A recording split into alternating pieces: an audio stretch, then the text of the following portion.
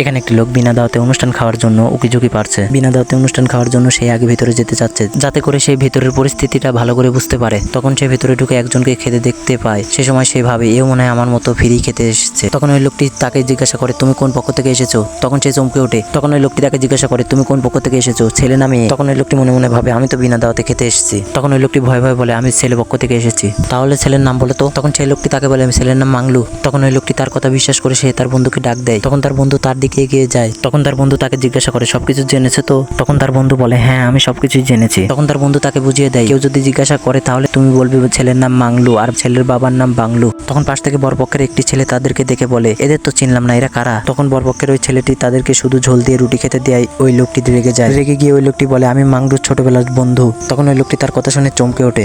তখন ওই লোকটি বলে মাংলু আমার বন্ধু ছিল আর বাংলু আমার বাবার বন্ধু ছিল। তখন ওই লোকটি বলে কিসের মাংলু কামলু বাংলু। তখন ওই লোকটি বলে আমি বরের কথা বলছি, যে আমার ছোটবেলার বন্ধু মাংলু। তখন পাশ থেকে তার বন্ধু বলে সে যদি একবার জানতে পারে তাহলে কিন্তু তোমার খবর আছে। তখন ওই লোকটি তাকে জিজ্ঞাসা করে তুমি বরের কথা বলছো, তাহলে আমি কে। তখন ওই লোকটি বলে আমি কিভাবে বলবো তুমি কে, হবে হয়তো তুমি কোনো ওয়েটার। তখন ওই লোকটি বলে এই ওয়েটারই হচ্ছে বরের ভাই। তখন তারা চমকে ওঠে। তখন বরের ভাই তাদেরকে বলে বরের নাম হচ্ছে মোহাম্মদ আরিফ। তখন তাদের পাশ থেকে মিথ্যা বলা লোকটি পালিয়ে যেতে লাগে। তখন তারা তাকে ধরে রাখে। তখন তাদের তিনজনকে শাস্তি দেওয়া হয় থালা বাসন মাজার।